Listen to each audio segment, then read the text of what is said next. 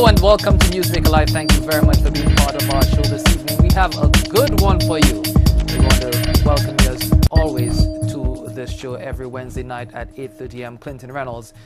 Tonight we'll look at high fashion, and the St. Lucia Jazz Festival has been elevated to a jazz and arts festival. Part of that is having models walk the catwalk or the runway. Joining me this evening is Vincent mcdoom. He is a St. Lucian and he has had a lot of experience outside of St. Lucia, and he has brought his talents back to the island to assist with this initiative. Welcome, Vincent, to the show. It's nice to have you. Thank you, Clinton. Well, before we go into what it is you're doing with the St. Lucia Tourist Board for the St. Lucia Arts and Jazz and Arts Festival. Now I'm putting arts before the jazz. Give us a little background. So Yeah, I know it would be okay for you and for a lot of those people who are interested in the arts and who say that the arts have suffered over the years. But give us a little background. I was just reading of something here. You're one of 16 children. Oh, yeah, I come from a very, very big family. Wow. Actually, my dad, so we are 16, maybe 18, I can't remember. But normally I should know this. No, Who keeps but, count anyway, huh? Yeah, I'm the second of that amount, But I have my dad has that amount of children, and my mom has 5 children, so Okay. I had that together, so I come from a very big family. And I'm blessed, it feels good to be from a big family. Now, you're known around the world, in Europe especially, for your fashion, for your contribution to that field. But let's go back. How did it start for you? Oh my God, how did it start for me? You must realize that in growing up, my grandmother was a dressmaker. She was a seamstress, and growing up in Canaries, I saw her, making dresses, and I was very, very hyperactive as a child. And in being hyperactive, my grandmother, to keep an eye on me, she would ask me to sit next to her while she sewed, So I saw her doing it, and I picked it up along the way. And later on, my aunt, Catherine Roberts, she would have given, to my cousins, Barbie dolls, and I felt they were very beautiful, so I started sewing, little dresses for these Barbie dolls, actually. And in sewing for the Barbie dolls, my flair or my love for fashion developed at that age. It was rather interesting, and that from then on, when I went to school, I decided that this was the job that I wanted to do.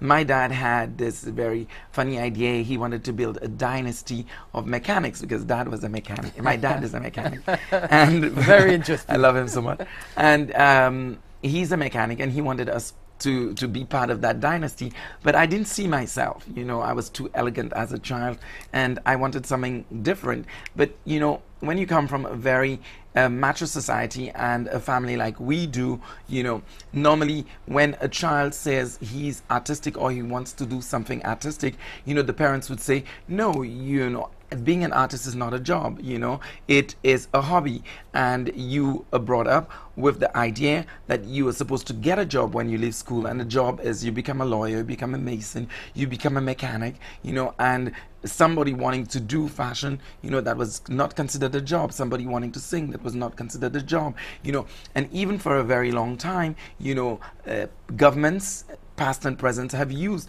the talent of singers, hairdressers, makeup artists, fashion designers, and use it, just to amuse the gallery, because we need these people. But this is a multi-million-dollar making business, and that's something that I had understood, So You mean way back then you had understood yes, that? I understood that, because I followed what was going on in fashion at the time because of my love for it, and then I discovered, magazines like Vogue and Elle and Cosmopolitan and Harper's Bazaar. I discovered designers like Marc Jacobs. I discovered Yves Saint Laurent and Coco Chanel, Gabrielle Chanel. I discovered as well, Karl Lagerfeld and all of the work that they were doing. And I felt, I looked at television programs called Dynasty in Dallas, and these people, they had designers working for them, like, Nolan Miller was the dresser for the one dressing all of the actresses for Dynasty at the time. And I loved this program because it was a high fashion program for me. That's how I saw it, as a continuous fashion show. So I decided, I wanted to do fashion. I went to school, and I had to do what I had to do. I went to study in America. I did business administration and accounts, but I was still not very satisfied, you know, because I needed something else to do. I needed to do what I love doing, you know. So upon accomplishing my studies, I started looking for a job, and I had a very bitter experience with a bank in St. Lucia, because a friend of mine working at the bank, you know, with all of my credentials and all of my diplomas, asked me to send in my applications to the bank. And but she said, do not send it and go to yourself, you know, to the bank. And I went into the bank with the letter. I tried to be as masculine as possible. At the time, I didn't wear a dress, nor makeup or things like that. I dressed up as masculine as possible, and I went for a job because I respected the fact that I was in St. Lucia. I was going to look for a job, and I wanted to the job of a teller. And in getting into, you know, the bank, you know, I asked for the young lady who was in charge of human resources, and she came out, and when she saw me, she said, I'd rather die to have somebody like you in my bank. You know, I do not want somebody like you representing my bank. So Meaning I knew what? Meaning what meaning exactly? you know, I was rather feminine, and I was not masculine enough, and I was not the kind of person that you could put, you know, in front of a desk, you know, to deal with people, you know. So for her, it was an embarrassment to her and probably her establishment, and she decided, you know, that I do not want this person, you know, meaning me. So I started crying, and I felt it was rather unfair, and life for me in St. Lucia was unfair. So what I did was that I went to the place where I found shelter and solace every afternoon when I came from school. Was a place called Sunshine Bookshop, you know, in the big ass building on the square. And I went there, and I was reading the magazines, and I started crying. And Rona Pilgrim, the owner of the shop, walked in, and she said, who's this boy? Why is he reading the magazine? He must buy the magazine. He cannot read the magazine. And my friend Barbara Jacobs, who was working at the place, you know, Barbara Pierre, not Barbara Jacobs, who was working with at the cashier, you know, she said, Mrs. Pilgrim, you know, it's not his fault. He cannot buy the magazines, but he comes in because he's a designer, and he would like to look at, you know, what's going on. So Mrs. Pilgrim, Rona Pilgrim at the time, she said, okay, if he cannot buy the magazine, then give him a job, you know, for him to buy the magazine, and, you know, and that way, you know, he can have money, pay the magazine, and, you know, and that was really good. It was a blessing in disguise. So thanks to Rona Pilgrim. Aren't you happy now that you didn't get that bank job? Yes, I did. I do, because probably it was not mine it was not mine to have, you know, and probably Rona Pilgrim had to cross my path, you know, because that was where it all started for me, you know, designing, and not only designing as well, because the clients who came in to Rona Pilgrim's shop, you know, like Susie Lubin, like Tracy Betts, like, you know, all of these girls from the bank, you know, they saw the way I was dressed, because I dressed all the time differently every day to go to work, and they started asking me where did I get what I was wearing. And in asking these things, what happened was that I said I could do it myself. So Rona, bless her heart, you know, she asked me if, Vincent, you can take, you know, you can work throughout your lunch hour and go home earlier, and then that way you can sew for your clients. And I started making a clientele like this, including Rona herself, you know. But at the time as well, I was also styling the show window for Mr. Mogul, who had a fabric shop called Fabric World. And in styling the show window, you know, I bumped into somebody who would change my life, as Rick Wayne, you know, and he asked me if I wanted to model for his magazine, and I started modeling for the Star, you know, in the advertisements that they were doing for the Fabric World ad, and it all started that way. Now, you said when you went to that bank that first time, brought your application, you said you tried to dress as masculine as you could. Is that to suggest that you would dress less than masculine or differently? I was very unique as a child, and this is something that I had realized at a very early age.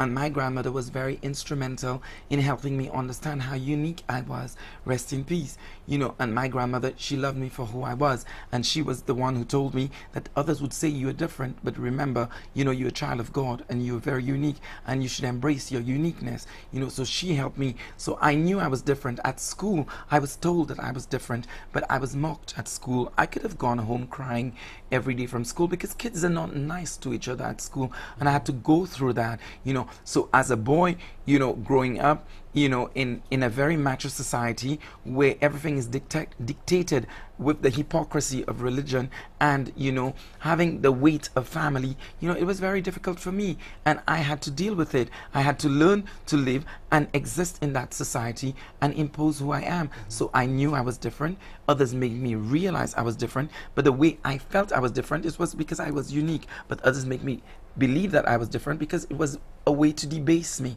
and I would not let anyone debase me. Now, you say you had got that clientele. You met Rick Wayne and you started modeling. What happened after that? What happened after that was it was, I think, the 10th anniversary independence of St. Lucia, and at that time I was working with a group called Jeunesse at the time, which Adrian Auger was he was giving money for that. Lynn Bristol, she was painting on the garments, and I was designing the garments. So we came together as a group and we formed a group called Jeunesse, and that group, we started working with it. So one day I got a call from Lynn Bristol, who happens to be my best friend, and she told me that the group Jeunesse was entering a young fashion designers competition, and it was the first ever on the island. So with 11 other young designers, Jeunesse was the 11th, entered that competition.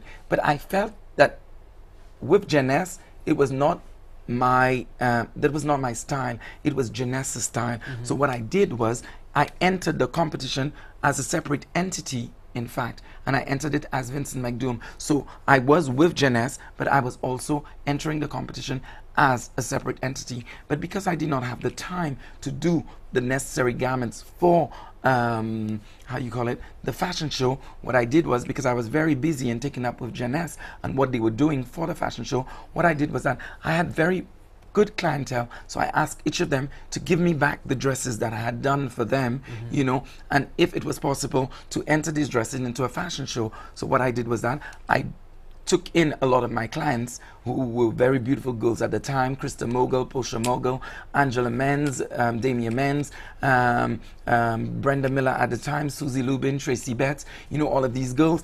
I asked them to give me the dresses. I took the dresses and I did a show with it. So what happened? We did the show at the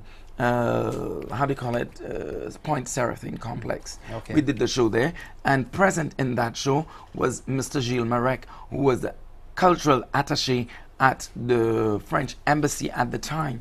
So upon entering the competition, there were prizes, obviously, and there were 7 prizes.